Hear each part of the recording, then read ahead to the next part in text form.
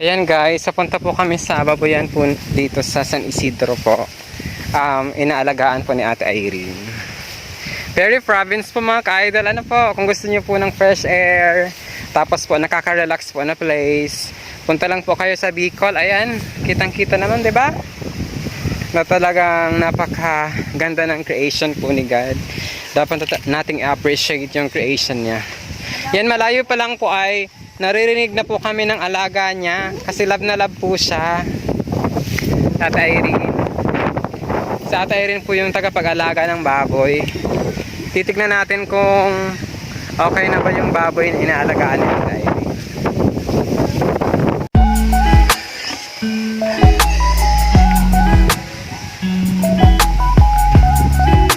Guys, malayo pa lang ay kitang-kita na po at naririnig na po ng mga alagang baboy ni Ate Irene, si Ate Irene.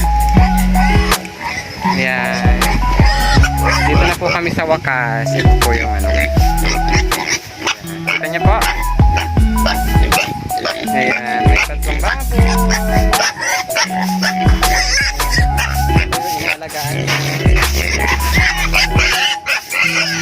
A few moments later. Mataba, mambaga. Mataba.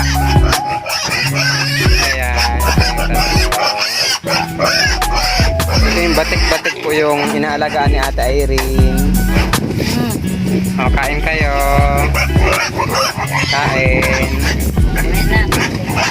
Mamaya kukuha ng tubig si Ate Irene dun sa malayo. Ayan. Malapit lang po yan dyan. Siguro mga 10 minutes po. Maghaharap po siya ng tubig doon. So, dyan. Ayan po, yung pinaka-barangay po dyan. Napaka-province po guys. Talagang napaka-relaxing po. Super, yan. Bukid na po dyan. Mataas na po na bukid po dyan.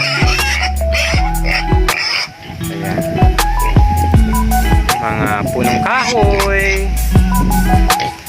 Nagtatayo ka ng mga punong kahoy na pinupunan natin ang copa. Ayan. Say hi to our vlog. Magpalaki po kayo. Mga batik-batik. Para masaya. Kain lang kayo. Ayan guys, pauwi na po kami. Nakita nyo naman po ang paraan ng papakain ng baboy ni Ate Irene. Talagang napakasipag na tao. Laging maaasahan. Pauwi na po kami sa bahay. Dadaan po kami sa mga madadamo na lugar. Pero maganda naman kasi fresh air nga po. Medyo malakas pa yung hangin. Dala ng bagyong Betty or Mawar na galing sa ibang bansa po na bagyo. Ako hinaptaan, hindi rin bagsak sir. Okay, sabi na ni Ate Irene, thanks be to God kasi dahil man po tig kang hangin po itong mga palay. Salamat din sa guidance ni God. Ayan pa si Ate Irene. Lagi kong kasama sa vlog. Sumasama ako para lang mag-vlog. Sana all, ikaw na lang laging bida na Sir Alvin. Sa vlog yaw. Shout out Daniel sa vlog ko. Shinout out na kita ha, huwag ka na magtatampo dyan. Ikaw na lang ngayaan. Kasi si Ate Irene kasi is laging nandito, kaya lagi ko siyang kasama. So ngayon guys, pupuntahan namin yung linya ng tubig kasi parang nabunot. Kasi wala pong tumutulong tubig po doon sa aming CR at sa lababo. So kailangan natin ng water. Napakahalaga ng tubig. Ano po guys? Buti at nandito si Ate Irene, lagi kong kasama. Pag wala si na Ma'am na Minette, Ma'am na Diwata, kahit nandyan naman, lagi naman siyang nandyan. Ito yung side ng school po namin guys. Kaya lang may bakod na po dito. Bawal yung over the bakod dito. Kasi baka makasuhan tayo. Ayan si Ate Irene. Kung ikutin nyo ang buong school namin, ano din to, mga siguro 15 to 30 minutes din to. Kasi malaki. 1 hectare, ano Ate Irene? 1 hectare po kasi yan. Ito yung side lang ng ano namin. Diba ito yung set? Office. Oo. Okay naman yung linya ata. Ayan. Okay naman yung linya. Siguro ba kati putol iglit eh? Putol? Ayuti ho. Sabi pa te. Te. Ayan guys, kaya pala hindi po Ako na sir, laro pagkagita doon. ayan. Kaya pala hindi po tumutulo yung ano doon kasi hindi po naayos po yung pagkakalagay dito.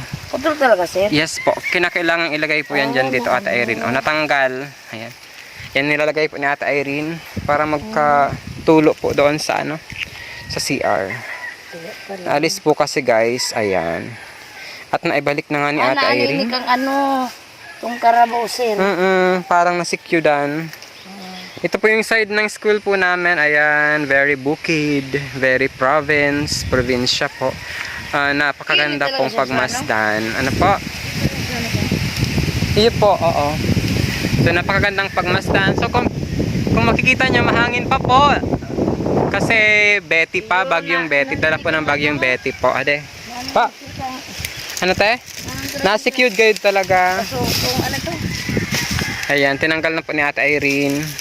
Usog to, maagi pa ito. So yun na nga guys, pinakita ko na po yung aking vlog, yung papakain ng baboy ni Ate Irene and pag-ayos po namin ng tubigan po kasi wala pong lumalabas na tubig po doon sa aming gripo. So sa mga hindi po nakapag-subscribe po dyan, just click the subscribe button and also hit the notification bell para mas updated po tayo sa mga latest videos na aking gagawin. Thank you and God bless everyone. Till next time. Bye-bye!